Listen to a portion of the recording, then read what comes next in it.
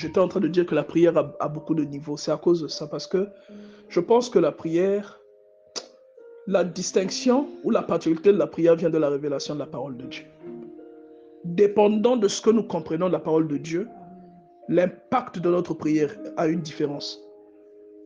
Pourtant, tout le monde prie. Hein. Je ne sais pas si vous avez remarqué, tout le monde aime prier. Mais pourquoi les résultats ne sont pas les mêmes? Et il y a même des choses que vous faites. Quand vous remarquez que vous n'êtes pas exaucé, vous faites une chose, vous voyez que c'est comme si maintenant Dieu vous a écouté.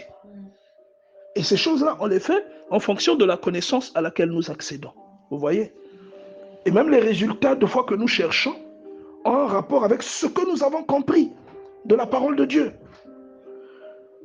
Parce que moi, je me pose souvent des questions simples pour répondre à ces interrogations-là. Je me pose des questions simples. Je dis, qu'est-ce qui va faire que Paul va ordonner à un paralytique de naissance de marcher et les fils de Séva vont faire la même chose et rien ne va se produire? Et beaucoup de chrétiens aussi même ne se rendent pas compte que chaque fois que dans un rêve, tu dis au nom de Jésus un mauvais esprit et que ce mauvais esprit rit, ou bien il s'approche, il grossit les yeux, en réalité, tu es rentré dans la liste des fils de Séva, toi aussi. Tu as envie de dire au nom de Jésus, la voix est partie. Tu te bats maintenant avec ça. Et la conviction que tu voulais montrer se transforme en peur. Toi aussi, tu es devenu un fils de Séva. Généralement, ça aussi, c'est un indicateur que notre relation avec Dieu n'est pas comme nous le pensons. C'est-à-dire, notre relation avec Dieu, il y a du sable dedans, en fait. Parce que quand la relation est bonne, la réactivité de notre Dieu est bonne.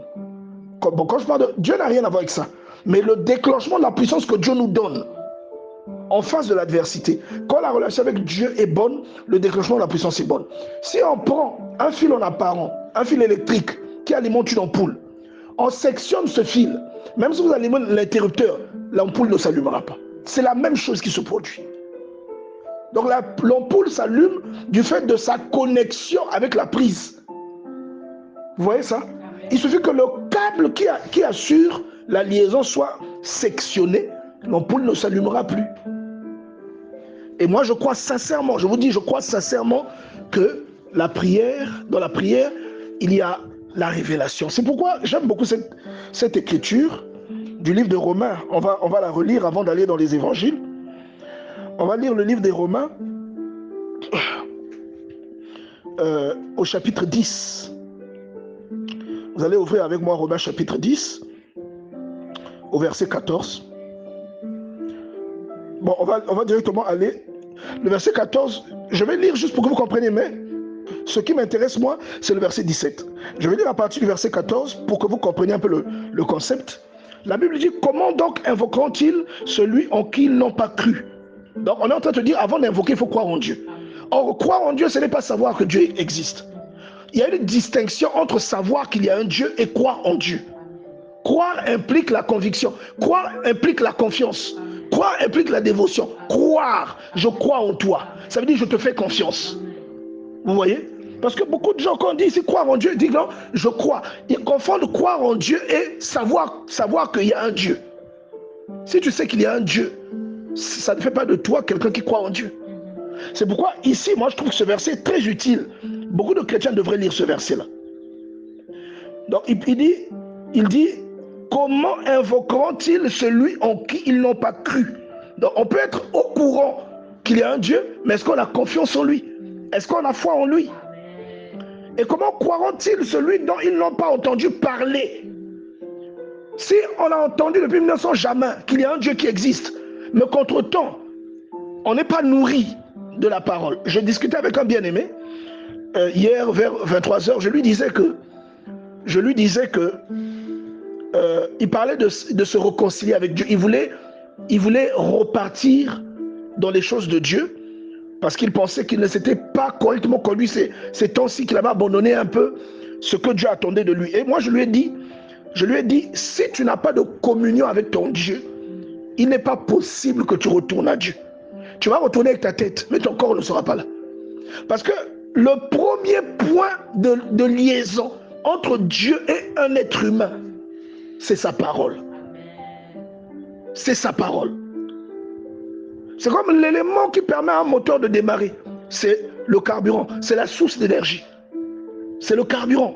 S'il n'y a pas de carburant, même si on sait que ça c'est un moteur, comment on appelle ça, les moteurs là, comme celui qu'on a là, comment on appelle ça? Les moteurs jaunes là. Voilà, même si on sait que c'est un kipor, même si on sait que c'est un kipor, c'est de bonne qualité. Tu démarres au quart de tour. Mais s'il n'y a pas de carburant, le kipor là ne te sert à rien.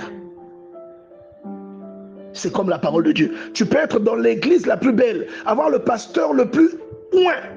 Si tu n'as aucune relation avec la parole de Dieu, tout ce que tu fais là, tu seras un figurant parmi d'autres figurants. Tu vas être là avec d'autres figurants.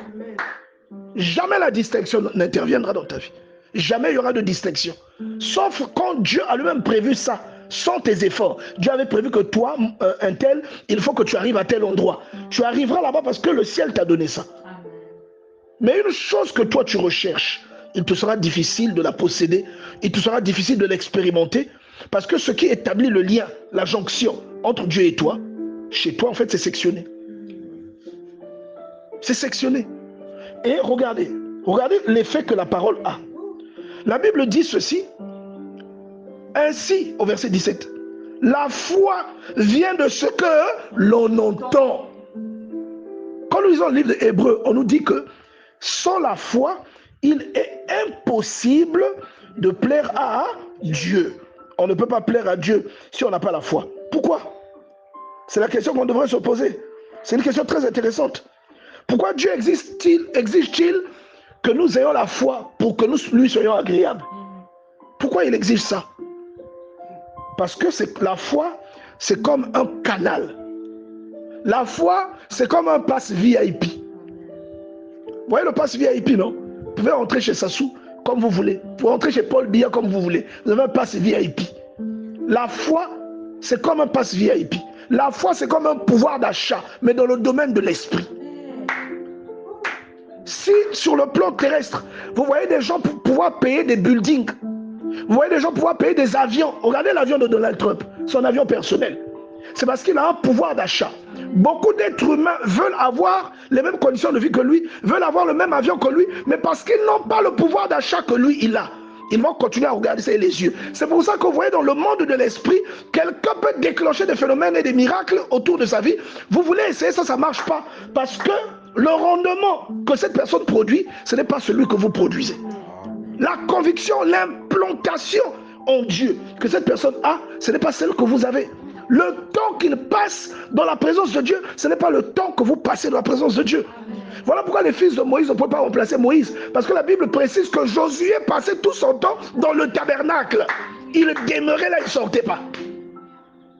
Le temps qu'il a passé là, l'a investi, l'a consacré, l'a emmené à une dimension supérieure. Et moi, je crois qu'il y a une migration qui se produit en nous, en tant qu'être humain. Il y a une migration. Tu es toujours en vie à la base, tu es toujours à la base, mais spirituellement, tu es loin. Tu n'es plus au même endroit. Et ce qui rend cela possible, c'est la parole de Dieu. Voilà pourquoi moi je pense que dans l'église, on devrait plus inciter les gens à lire, à étudier la parole de Dieu. On devrait plus, parce que même quand on dit qu'on prie, en réalité, c'est en lisant la parole de Dieu que la façon agréable de prier se développe et s'implémente en nous. Est-ce que quelqu'un comprend ça? C'est comme ça que ça se développe en nous. C'est en lisant la Bible que l'on apprend comment il faut. Regardez, si les enfants d'Israël n'avaient pas été emmenés dans le désert, ils n'auraient jamais connu l'arche de l'alliance, c'est quoi? Ils n'auraient jamais connu le tabernacle, c'est quoi? Ils n'auraient jamais connu la table des pains de proposition. Ils n'auraient jamais connu l'autel des parfums. Ils n'auraient jamais connu le chandelier. Ils n'auraient jamais connu tout ça. Dans un moment, il faut une expérimentation. Une expérimentation avec Dieu pour servir Dieu correctement. Pour obtenir de Dieu ce que l'on veut. Une expérimentation. Tu fais chemin avec Dieu. Avec tes malheurs, avec ton bonheur. C'est-à-dire avec les moments difficiles et les moments de joie. une expérimentation, il marche avec toi. Et c'est là que tu apprends de lui. C'est là que tu vas savoir comment le servir. Dieu a dit à Moïse, parle au fils d'Aaron. Dis-leur qu'ils ne doivent jamais prendre le feu à l'extérieur pour le mener dans le tabernacle. Ils ne prendront pas le feu étranger. Dieu les a prévenus. Et c'est pourquoi certaines prières ont des retours un peu comme si vraiment on t'a donné une gifle. Parce que parfois, tu as fait une chose que Dieu n'approuve pas et tu viens prier. Tu viens poser les mains aux gens. Tu as un retour. Vous voyez ça? Et Abihu et Nadab sont morts parce qu'ils ont pris le feu étranger et ils l'ont emmené dans le tabernacle. Donc c'est un peu comme si on te disait que si Dieu ne t'apprend pas comment le servir, en fait tu ne le serviras pas bien. Et Dieu n'apprend pas à quelqu'un comment le servir en te disant viens, regarde, tu vas me servir comme ça. Non, à notre niveau, c'est une implémentation qui passe par les Écritures. Quand tu lis la Bible, tu sais comment on sert Dieu. Tu sais, quand tu lis la Bible, il y a un esprit qui vient en toi, qui t'enseigne toutes ces choses. Tu as l'impression que c'est de manière infuse. C'est comme si c'était déjà là.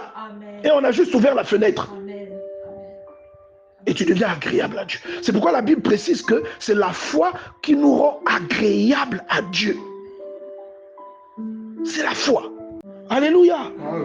Non, vraiment, que Dieu nous aide à comprendre qu'il y a une expérimentation personnelle et individuelle qui provoque toutes ces choses-là. La foi vient de ce que l'on entend. Romains chapitre 10, verset 17. Et il précise ce que l'on entend, parce qu'on n'entend pas, c'est pas n'importe quoi qu'on entend qui provoque la foi. Il précise de quoi il parle. Il dit de la bouche de Christ, de la parole de Christ. Amen. C'est ça qui produit la foi. Maintenant, toi, tu pries depuis l'époque de Koukoulé et Lombe, jusqu'à aujourd'hui, tu n'as jamais ouvert ta Bible. Tu espères déclencher ces phénomènes-là comment? Alléluia. Mais je vous dis la vérité, depuis l'époque-là, tu espères déclencher les miracles comment? Parce que tu n'as aucune... En réalité, tu es présent dans l'église, mais tu n'as aucune communion avec ton Dieu. Tu es présent dans l'église, mais tu n'as aucune communion avec ton Dieu. Il n'y a aucun lien. Aucun lien. Et pire, c'est souvent la frustration que nous manifestons parce qu'on a l'impression que Dieu ne nous répond pas. Le jour où on sera devant Dieu, toutes nos erreurs seront visibles comme ça. C'est là où on va se rendre compte que j'en voulais à Dieu pour rien. Ça venait de moi. Parce que le but de Dieu, c'est que c'est-à-dire que nous soyons heureux. Il dit, je sais les projets que j'ai formés pour vous. Vous voyez? Et quand il a déclenché une parole, il dit qu'elle ne repart pas à lui, sans avoir fait ce pourquoi elle est sortie de sa bouche. Tu vois? Donc à un moment, on ne peut pas improviser. De servir Dieu, on sert Dieu comme... Non, on ne peut pas improviser ça. Moi, je pense aussi que il y a des choses, il y a un esprit qui est là pour nous guider et pour nous orienter. Le Saint-Esprit. Il est là pour nous orienter dans ce que nous faisons. Je vous dis la vérité, bien-aimés. C'est pourquoi moi, c'est mon expérience personnelle. Je ne sais pas s'il y a d'autres personnes qui ont vécu ça, mais j'ai l'impression que quand je prie tout seul, quelque part, quand on prie tous comme ça, je ressens des choses. Mais quand je prie seul, dans un coin, même aux toilettes, j'ai l'impression que j'ai une communion intense. Je ressens les choses multipliées par 4 que ce que nous faisons là. Et facilement, donc dès le début de la prière, je vais commencer à trembler. Dès le début de la prière, je ressens qu'il y a quelqu'un qui est là. Quelqu'un comprend ça? Que Dieu nous aide à comprendre, parce que c'est pourquoi vous voyez, Dieu n'est pas injuste. Dieu n'est pas injuste. Dieu ne peut pas nous insérer dans l'église et fermer certaines portes, non. Comme je l'ai dit, je crois, le samedi, non, je l'ai dit même dans le statut de ce matin, il y a des portes que nous fermons, nous fermons ces portes-là, à cause de la désobéissance. Il y a des portes que nous ouvrons au diable. Allez seulement lire Jérémie. Dieu leur dit clairement que c'est parce que vous êtes détournés de mes voies que j'envoie Nabuchodonosor ici, vous emmenez en captivité, vous sortir de ce pays. Le pays dont il parle, c'est quoi? C'est la terre promise, certes, mais spirituellement, qu'est-ce que cette parole nous enseigne? La terre promise, le pays où coule le lait et le miel. Vous avez vu quand ils sont rentrés là-bas à Kadès, et quand ils sont rentrés, quand ils ont traversé la montagne d'Éphraïm, vous les avez vus, vous avez vu des sources de miel ou de lait? Vous avez vu ça? Le lait coulait des montagnes. Toi, tu as vu ça sur Inès? Non. Mais pourquoi on dit pays où coule le miel et le lait? On le dit pourquoi? Alléluia. Amen. En réalité, il ne s'agit pas du lait et du miel. Ce sont des images. Amen. Le lait et le miel dont il est question, Dieu utilise beaucoup d'images. Et vous allez remarquer, même dans les évangiles, Jésus parle toujours en parabole. Il révèle à ses meilleurs petits, ses pires petits, mais aux autres, il parle toujours en parabole. Même pendant que ses disciples sont là, c'est en parabole, mais c'est dans un coin qu'il leur révèle ça. Et ça, c'est le rôle que joue le Saint-Esprit aujourd'hui. Quand il est en intimité avec ses disciples, il leur révèle le sens des paraboles. Quand vous êtes en intimité avec Dieu, quand vous êtes dans une méditation, quand vous êtes dans une prière individuelle avec Dieu, dans une communion personnelle avec Dieu, à ce moment-là, les choses qui sont cachées, même dans les Écritures, le Saint-Esprit vous les révèle. Ça accomplit donc Luc, chapitre 24, verset 45, où l'Esprit vous ouvre l'intelligence et vous commencez à comprendre. Parce que quand on dit pays où coule le lait et le miel, vous n'avez jamais vu le lait et le miel couler de ce pays-là. Donc c'est une façon de parler d'un pays d'opportunité. Vous parlez d'un pays où vous serez bien. Lisez Deutéronome chapitre 8, lisez tout le chapitre, comment Dieu parle de ce beau pays. Et il te met en garde, attention, quand tu seras dans le pays, fais gaffe à oublier que c'est moi qui t'ai emmené ici. N'oublie pas d'où tu viens, parce que le pays là est trop beau. Donc le pays là, c'est aussi un état d'esprit. Le pays là, c'est aussi la progression de la vie d'une personne. C'est l'évolution où la personne était dans une situation un peu précaire, ou bien une situation moins bien, et après quelque temps, Dieu visite la personne est maintenant dans une bonne situation. La prospérité. La personne est maintenant dans l'abondance. Vous voyez ça? C'est de ça qu'il est question. Quand on parle de ce pays-là où coule le lait et le miel, excusez-moi. Vous voyez? Maintenant, lui, Jérémie, il nous dit que Nabuchodonosor, Dieu lui a donné le mandat pour venir te récupérer dans le pays promis où tu habites et t'emmener maintenant en exil. Tu as été esclave, Dieu t'a délivré. On vient te chercher pour refaire de toi un esclave. Pourquoi? Parce que tu as désobéi à Dieu. Est-ce que vous voyez ça? C'est nous, quelquefois, qui ouvrons certaines portes. On les ouvre. Voilà pourquoi il y a des choses parfois qui marchent pas dans ta vie. C'est toi qui as ouvert cette porte. Tu en veux à Dieu, mais c'est toi.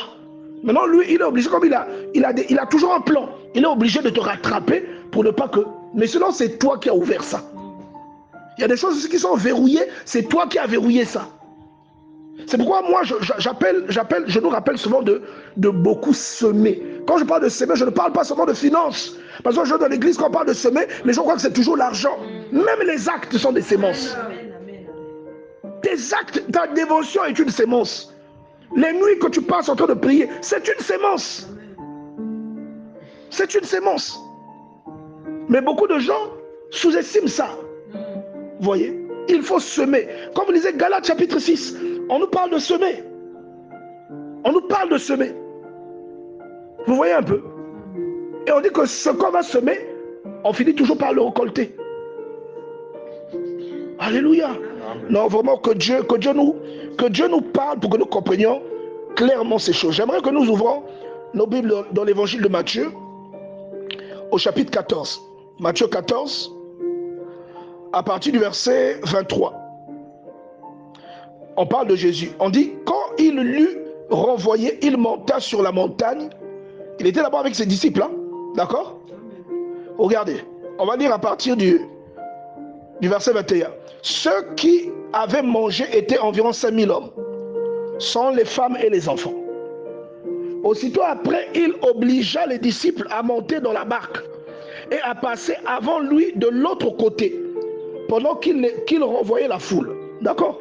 Donc il a dit aux disciples, précédez-moi, moi je vais renvoyer la foule. Il cherchait une occasion de se retrouver seul. Moi, j'aimerais te parler aujourd'hui. Trouve toujours une occasion de te retrouver seul avec Dieu. C'est important. C'est l'un des secrets majeurs du succès de la vie de prière de quelqu'un. Trouve toujours l'occasion de te retrouver seul avec ton Dieu. C'est là, quand tu es seul, là que tout se produit. Que l'hormone de croissance de l'esprit, c'est là qu'il commence à se développer. Ce n'est pas devant les gens. Amen. Il les a renvoyés. Quand il lui renvoyait, donc la foule, il monta sur la montagne. La Bible a beaucoup de langage imagé. Est-ce que pour prier, obligatoirement, il faut qu'on grimpe, qu'on aille sur une montagne? On peut y aller pour s'isoler. Mais on peut trouver même un endroit pour s'isoler sans monter sur la montagne. On parle souvent de monter sur la montagne. Dans la Bible, vous allez le remarquer, lorsque quelqu'un va rencontrer Dieu ou quand quelqu'un va prier.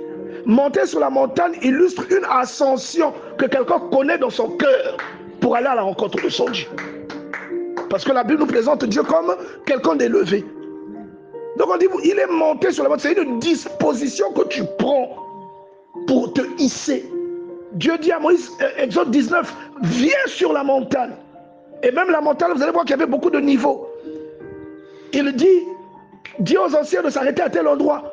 Il est monté avec Josué. Dit à Josué de s'arrêter à tel endroit. À partir de cet endroit, monte seul. Vous voyez ça? Amen. Exode chapitre 5, verset 3. Chapitre 3, verset 5. Dieu l'a rencontré où? Sur la montagne. Moïse, comment vous l'appelez? Élie.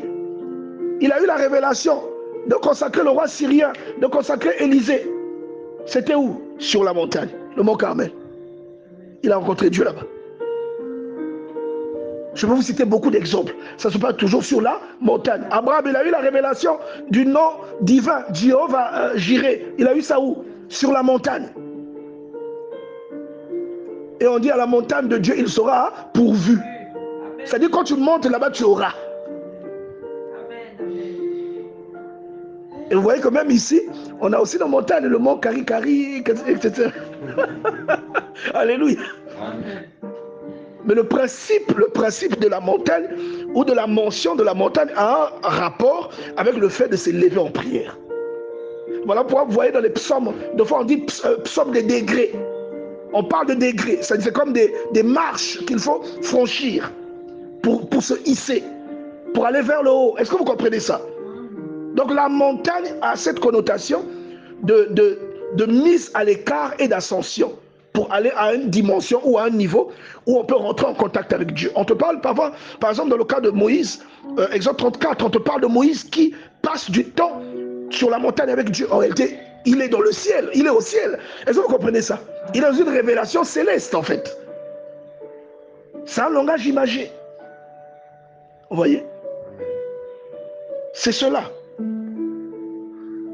Et donc il lui dit, quand il lui renvoyait, il monta sur la montagne, excusez-moi, pour prier à l'écart. Pour prier comment? À l'écart. À l'écart. Et comme le soir était venu, il était là seul. Vous voyez? Bien-aimé, prends le temps de te retrouver seul avec Dieu. Des fois, tu es dans la maison, vous êtes dans la maison, l'autre dort, toi tu t'es réveillé, tu vas au salon, seul. Tu te mets à genoux. On peut parier. Si celui qui va faire ça ou celui qui a déjà fait ça, il va me dire que sa prière est différente. Ta prière est différente. Et même ce que tu ressens en parlant à Dieu, tu le dis avec une sincérité particulière. Morel est en train de rire, je crois que tu te retrouves dans ce que je dis. Amen. C'est différent.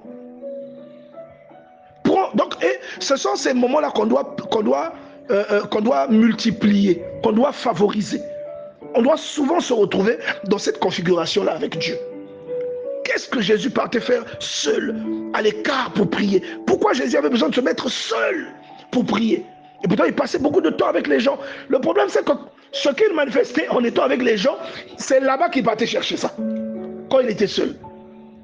Il recevait ça pendant qu'il était... C'est-à-dire ces choses-là, il partait recharger la batterie, en fait. Je vous rappelle qu'il était dans un corps humain. Et que quand on l'a frappé, il a saigné. Je vous rappelle qu'il a transpiré. Alléluia. Ça veut dire que même le corps qu'il avait la même logique que le corps que toi et moi nous avons. C'est un corps qui faisait pipi. Un corps qui faisait popo. Vous voyez ça? Voilà, il avait ce corps-là. Il pouvait transpirer. On raconte que le jour où il a été arrêté, il était tellement paniqué, il avait tellement de l'angoisse qu'il y a des grumeaux de sang qui sortaient de son front.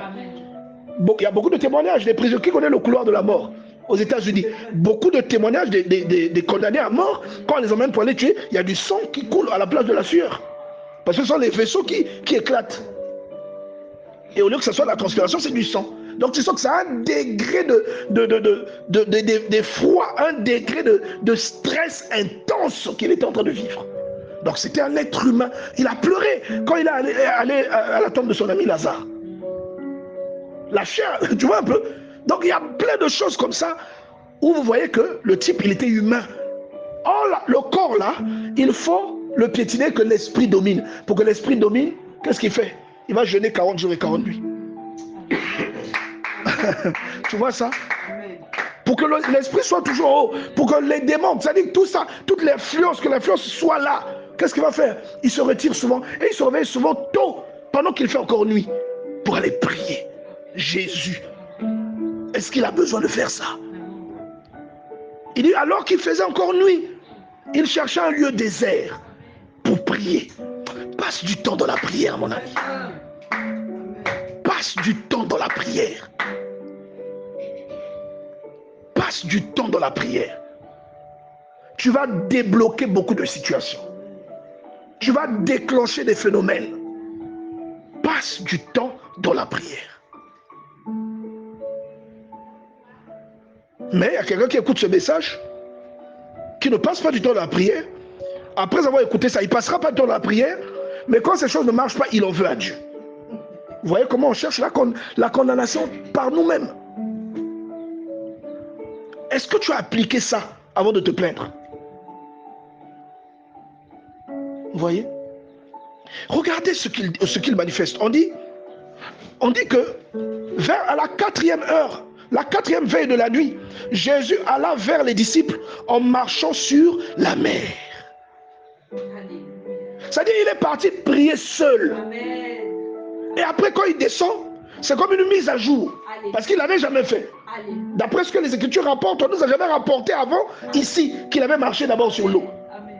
Donc c'est quand il est allé se concentrer seul avec son Dieu, il est descendu comme avec un upgrade, avec une mise à jour. Et le type a commencé à marcher sur l'eau à tel point, bien aimé, si tu passes du temps avec Dieu, même les tiens vont douter de certaines de tes choses. Même les tiens vont avoir l'impression qu'il y a un truc de plus que toi tu fais. Parce que ici, ce sont les disciples de Jésus qui croient que Jésus c'est un fantôme. La barque était déjà au milieu de la mer. La barque était battue par les flots, car le vent était contraire. À la 4e veille de la nuit, Jésus alla vers eux, marchait sur la mer. Quand les disciples le virent marcher sur la mer, ça dit ça c'est maintenant un autre dimanche. Ça dit ça c'est maintenant l'Himalaya de la prière. Le sommet le plus, ça dit là-bas atteint maintenant le Kilimandjaro. Est-ce que vous comprenez? Amen. Du niveau de l'élévation. Quoi? D'ailleurs, quand les disciples le virent marcher sur la mer, ils furent troublés et dirent c'est un fantôme. Et dans leur frayeur, ils poussèrent des cris. Moi, je veux que toi aussi, que tu développes des choses. Même si marcher sur la mer, c'est un peu trop fort pour toi. Malgré que Jésus dit que tu feras plus que ça. Mais je veux que tu développes des choses qui vont étonner les gens. Pas dans le but de les étonner, mais dans le but d'évangéliser. Parce que ton témoignage est une évangélisation.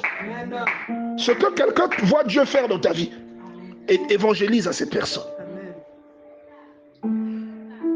Laisse qu'on puisse te traiter de tous les noms, de magicien, de tout ça. Jésus aussi, on l'a traité de magicien. Et là, ses propres disciples l'ont traité de fantôme. Sérieusement que le Seigneur nous aide à comprendre la profondeur de ces choses. Qu'il nous aide à comprendre. Vous trouvez la même écriture dans Marc chapitre 6, mais c'est dit un peu différemment. C'est dit avec une petite différence. Il dit quand il l'eut renvoyé, il s'en alla à la montagne pour prier. Il s'en alla à la montagne pour prier. Jésus, il avait une vie de prière où ce n'était pas devant les gens. Une vie de prière en aparté, seul avec son Dieu. Et c'est la vie de prière que le Seigneur est en train de te recommander. Ne sors pas les muscles seulement à l'église. Sors tes muscles beaucoup plus quand tu es seul. L'église, quand tu arriveras, aura seulement le temps de constater maintenant que tu commences à soulever des bidons de 100 litres et des blocs de béton. Parce que tu t'es beaucoup entraîné dans le privé. Alléluia. Luc chapitre 6, verset 12. La Bible dit, en ces temps-là, Jésus se rendit sur la montagne pour prier. Toujours sur la montagne. D'accord? Et il passa toute la nuit à prier. Il y a des fois où tu commences comme ça, tu ne fais pas exprès. Tu commences à prier, après tu commences à pleurer. Après la prière là ne finit pas. Qui a déjà vécu ça? Ça veut dire que tu n'arrives plus à t'arrêter. Tu t'inquiètes même plus, mais demain je serai fatigué. Non, tu ne t'inquiètes pas. Tu es parti en furie. Et tu vois que c'est tout ce que la prière engendre en toi qui provoque ça. C'est ça. Vous voyez ça? Que Dieu vraiment nous aide à comprendre. Il se rendit sur la montagne pour prier et il passa toute la nuit à prier Dieu. Quand le jour parut, il appela ses disciples. Vous comprenez que là aussi, il a eu une mise à jour. Il a eu une mise à jour, hein? Parce que c'est là qu'il va choisir les 12 et qu'il va les nommer apôtres. Toi, tes grandes décisions, tu les prends seulement comme ça. Tu allais nager à l'eau qui pia là, et quand tu arrives, tu prends ta décision comme ça. Oh, je vais faire le commerce. Les décisions qui peuvent déterminer ta vie, dont tu dois chercher l'orientation dans la prière. Toi, tu prends ça à la blague. Tu prends ça de la blague comme ça, tu te jettes à l'eau. Oh, Dieu lui-même, il sait. Qui t'a dit ça? Non, que Dieu nous aide à comprendre. Que Dieu nous aide à comprendre. Il est allé sur la montagne. Il y avait des disputes, hein? Il y avait des disputes. Il venait de guérir quelqu'un, l'homme à la main sèche. Mais après, on dit ici que en ces temps-là, Jésus se rendit sur la montagne pour prier et il passa toute la nuit à prier Dieu. Il passa toute la nuit. Toute la nuit. Alléluia. Toute la nuit. Et regardez, parce que là-dessus, il y avait des milliers, des centaines de personnes qui le suivaient. Je dis des milliers, mais parmi les disciples, il y avait plus d'une centaine de disciples. Maintenant, il faut faire la sélection. Dans la sélection-là, il faut qu'il y ait un Pierre sur laquelle il va bâtir son église. Dans cette sélection, il faut qu'il y ait un Judas qui va le trahir. Parce que c'est ce que les prophètes ont dit. Donc, il sait que dans le plus de 100 personnes là, il y a un Judas ici. Mais il ne sait pas que ça, même s'il ne sait pas qu'il s'appelle Judas, mais il va détecter l'esprit de quelqu'un qui va le trahir. Il dit que c'est celui là-bas. Donc, c'est sérieux. C'est sérieux. Et il va rechercher la communion avec Dieu. Et lorsque le matin arrive, lui, il sort. Vous voyez seulement les résultats. Petit hasard mystique. Non. Il a établi une relation avec son Dieu. La Bible dit ici, quand le jour parut, il appela ses disciples et ils ont choisi 12. Alléluia. Il appela ses disciples. Ils étaient nombreux. Et ils ont choisi 12. Et ils ont choisi 12 auxquels il donna le nom d'apôtres. Amen. Il leur donna le nom d'apôtres. Est-ce que quelqu'un comprend ça?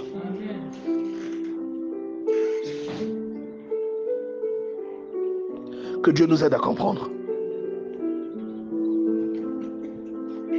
Et nous devons clairement établir le fait qu'il y a des signes que quelqu'un peut manifester. Ces signes-là ont un rapport avec toute cette activité-là que la personne fait en arrière-plan, en présence de son Dieu, dans l'intimité avec son Dieu.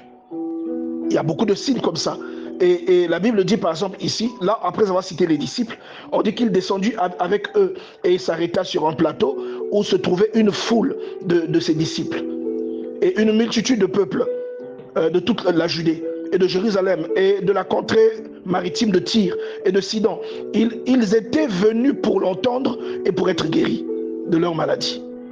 Et c'est fou ce qu'aujourd'hui nous voyons beaucoup de pasteurs, au lieu de faire l'effort, cet effort-là, de la communion, en recherchant la communion avec Dieu, il y en a beaucoup qui vont consulter des féticheurs.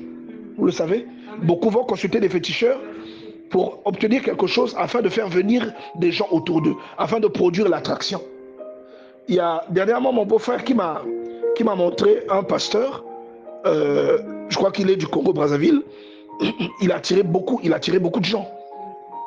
J'ai suivi, je crois que tu vois de qui je parle. Mais quand tu écoutes, tu dis, il n'est pas sérieux. Ce qu'il dit n'est pas sérieux. Mais le gars attire des foules, il va...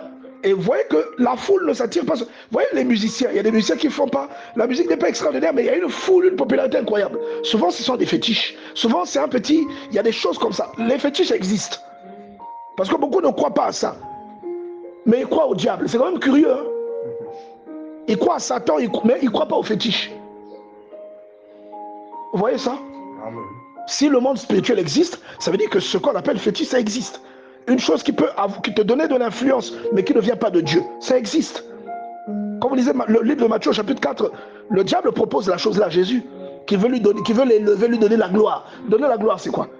C'est te faire briller, c'est te rendre populaire, te rendre célèbre. Le diable peut donner ça.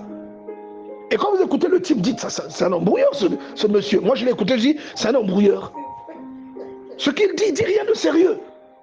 Vous voyez ça? Alors que on peut aller juste chercher Dieu, et si on le cherche sérieusement, ces choses-là vont se déclencher. Amen. Ces choses-là vont se déclencher. Vous voyez? Il dit, ils étaient venus pour l'entendre et pour être guéris de leur maladie. Ceux qui étaient tourmentés par des esprits impurs étaient guéris. Et toute la foule cherchait à le toucher parce qu'une force sortait de lui et les guérissait tous. Je vous ai dit tout à l'heure, il partait charger la batterie. Vous voyez? Il partait charger la batterie. C'est pourquoi je voulais te répéter. Cherche la communion avec Dieu. Cherche la communion avec Dieu. On va aller dans Actes chapitre 10. Vous allez voir Actes chapitre 10. Vous allez voir la prière. Vous allez voir ce qui a évité à Pierre des problèmes. Parce que Dieu envoie des païens chercher Pierre. Et Pierre, grâce à Dieu, est averti. Et il est averti pourquoi? La Bible précise qu'il était monté pour aller prier. Il avait fait quoi? Il était monté dans la chambre haute. Donc c'est seulement, il faut seulement que ce soit haut. Quelqu'un comprend là où on est? Il y a des choses, il y a des choses, il faut que tu prennes de la hauteur en esprit.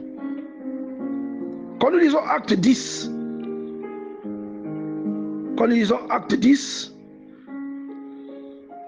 à partir du verset 9, la Bible dit, le lendemain, comme ils étaient en route et qu'ils approchaient de la ville, Pierre monta sur le toit vers la 6e heure pour prier. Il était monté faire quoi? Prier. Pourtant, il y avait des frères. Il était chez Simon le Corroyeur. Mais à un moment, il faut se retirer. Il faut faire un break. Là où je vous cite souvent cette parole de Jérémie Victor Basséa.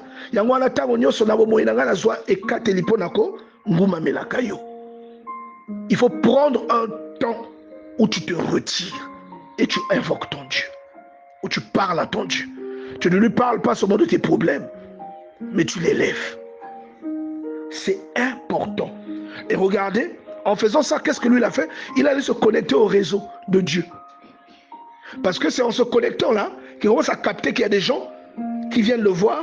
Il commence à capter que Dieu est en train de l'envoyer chez un païen. Alléluia.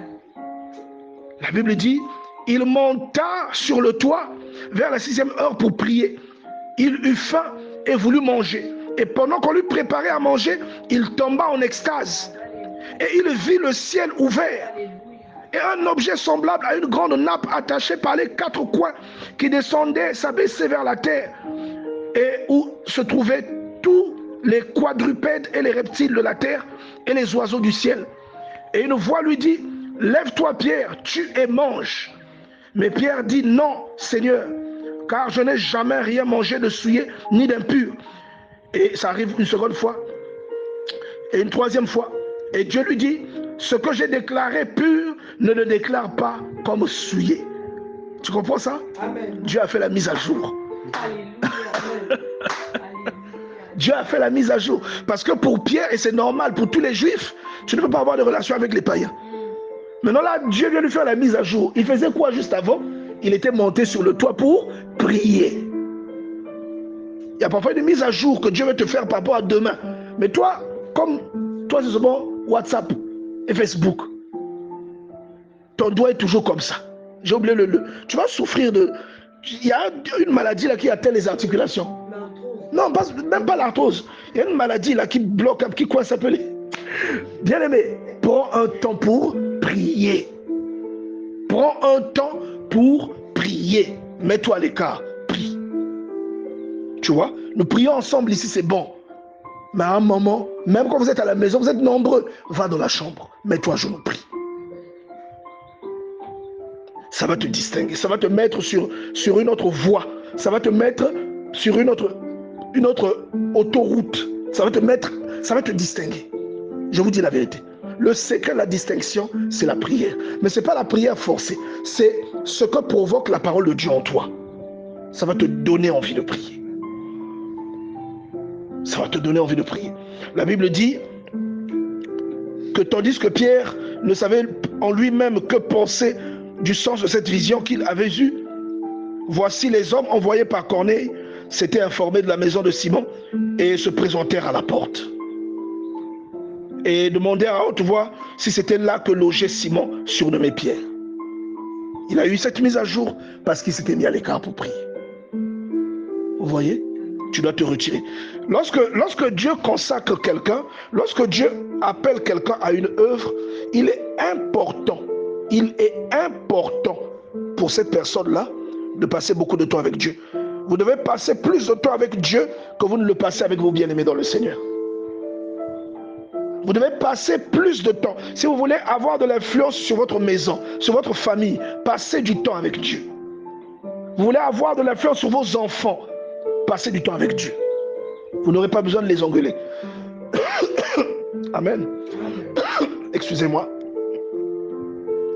Vous voulez réaliser des choses. Vous voulez avoir une certaine influence dans l'église. Vous voulez, ou autour des personnes qui... C'est-à-dire que vous voulez que dans le domaine dans lequel Dieu vous appelle, qu'il y ait une distinction. Je vous assure. Passez du temps avec Dieu. Passez du temps avec Dieu. On va lire Exode chapitre 33. On va lire à partir du verset 11. Exode 33, verset 11. La Bible dit, l'Éternel parla à Moïse face à face. Non, l'Éternel parlait avec Moïse face à face, comme un homme parle avec son ami. Puis Moïse retournait au camp, mais son jeune serviteur. Je vais vous donner un peu l'image pour que vous compreniez pourquoi on dit que Moïse retournait au camp. L'arche de l'alliance était dans le tabernacle. Le tabernacle était toujours dans un endroit éloigné du camp. Parce que c'était quelque chose de saint, de sanctifié. Donc, on mettait toujours une distance entre le camp, c'est-à-dire là où le peuple campait, et le lieu où les prêtres faisaient le service à Dieu. Donc, vous allez voir, le tabernacle avait comme une clôture. On mettait une clôture avec des voiles, et quand on entrait, on avait la cuve, et puis on avait le tabernacle. Mais c'était loin du camp. Donc, quand Moïse venait consulter Dieu, il quittait le camp et il partait dans le tabernacle. C'est-à-dire il quittait, il sort. C'est un peu comme si tu sors de votre quartier ou comme si tu sors de la ville. Tu vas à l'extérieur de la ville. C'est le principe de sortir du monde pour aller vers les choses saintes, pour aller vers Dieu. Sortir de la mêlée pour aller vers le sacré. Vous comprenez ça? Et ça regardez, ça vous met dans une disposition telle que, obligatoirement, vous allez rechercher la sanctification. Vous voyez ce que je veux dire? Et dans cette disposition, Dieu, souvent, il vous est favorable. Très souvent, il vous écoute. Donc, ici, on vous dit, On vous dit au verset 11, puis Moïse retournait au camp, mais son jeune serviteur, Josué, fils de Nun, ne sortait pas du milieu de la tente. C'est-à-dire, pendant que Moïse faisait ses va-et-vient, Josué, lui, restait seulement dans la tente. Mais il n'était pas sacrificateur. Il restait seulement là-dedans. Donc, il a eu une mise à jour terrible. Si on vous prend, on vous met au congélateur. Si vous prenez même ce téléphone, vous le mettez au congélateur. Quand vous allez le sortir 20 minutes après, il sera glacé. L'environnement dans lequel Dieu te plante influence ta nature. Amen. Amen. Le temps que vous passez la présence de Dieu a de l'effet sur vous. La présence de Dieu n'est pas une présence stérile. C'est une présence qui produit des effets spirituels. Et ces effets spirituels, même quand ils ne sont pas visibles, ils s'attachent et ils se ressentent. C'est-à-dire les gens peuvent les ressentir. Le temps que vous passez la prière n'est pas un temps perdu. C'est un temps où Dieu vous investit. Et cet investissement devient visible. Quand vous êtes très sensible en présence de quelqu'un qui prie, vous allez ressentir que cette personne prie. On ressentait que Moïse était avec Dieu. Quand il sortait, on ressentait ça. Vous voyez? On ressentait ça. Vous voyez? Et on vous dit que lui, quand il sortait pour aller parler au peuple, Josué, tu crois que Josué n'avait pas envie de faire la causerie avec ses amis? Tu crois que Josué n'avait pas envie de parler avec sa fiancée? Tu vois un peu? Et c'est là aussi que je dis que on aura beaucoup avancé lorsqu'on comprendra la prééminence de la mission de Dieu sur notre propre vie et sur nos propres désirs. Votre appel n'est pas grand tant qu'il ne devient pas la chose la plus importante de votre vie. Quand votre appel devient la priorité dans votre vie, Dieu commence à vous faire des choses incroyables. Votre appel n'est pas vraiment un ou n'est pas vraiment productif tant qu'il y a encore des choses dans votre vie qui sont au-dessus de votre appel. Samedi, je vous ai parlé de Martin Luther King qui, quand il discutait avec sa femme, il dit que tu es en danger, arrête ces choses. Il dit, c'est plus fort que moi, je suis obligé de faire ça. Qui le forçait à le faire? Personne. Mais c'est une vocation. Nelson Mandela, quand on a remarqué que l'Afrique du Sud commençait à être boycottée par la communauté internationale, on vient le voir, on dit bon, on va te restaurer, on va te donner ceci, tu auras cela, tu auras tel avantage, tu auras... Il dit que tant que les autres ne sortent pas, moi je ne sors pas. Mais pourtant, il a fait plus de 20 ans, il n'a pas vu sa femme. Mais on lui dit, sors, va voir ta femme, va retrouver, sors même les week-ends. Mais à condition que, hein, voilà, comme ça on va baisser un peu le truc sur l'Afrique. Il dit, soit c'est ça, soit c'est pas ça. Soit vous acceptez que nous tous on sort, que l'apartheid est aboli, soit je reste en prison. Donc l'appel est devenu plus important que toi. L'appel est devenu plus important que ta famille, plus important que ta vie. C'est pourquoi quand tu regardes ça, tu vas te rendre compte qu'on joue beaucoup avec l'appel. On blague avec. Dans le sable. On joue avec l'appel. Ça doit être plus important. Regarde Josué. Il ne sortait pas de là. Regarde ce que Dieu dit à Jérémie. Il dit, tu ne prendras dans ce lieu ni femme et tu n'auras dans ce lieu, tu n'auras pas d'enfant. Donc pour lui, le fait de ne pas se marier, Dieu lui a dit, tu ne te marieras pas. C'est devenu plus important que sa propre vie. Parfois, lui, il voulait se marier. Dieu lui a dit, à cause de ce que moi je veux que tu illustres, à cause de ce que je dois manifester auprès du peuple, tu n'auras pas de femme, tu n'auras pas d'enfant. Et tu vois tous les autres là, ils ont des femmes, ils ont des enfants. Mais toi, tu ne sais pas parfois que c'est Dieu qui t'a bloqué. Au catch. Et tu te plains, tu pries beaucoup pour ça, tu intercèdes pour tuer cet esprit de célibat. Alors que c'est lui. C'est pourquoi je dis qu'il est primordial de comprendre le sens de ce à quoi Dieu nous a appelés et parfois de comprendre même ce qu'il manifeste, ce qu'il a expérimenté. C'est très important. Et ça nous permet de faire des prières correctes devant Dieu, des prières inspirées. Et ça nous évite de blasphémer dans les prières. Vous voyez?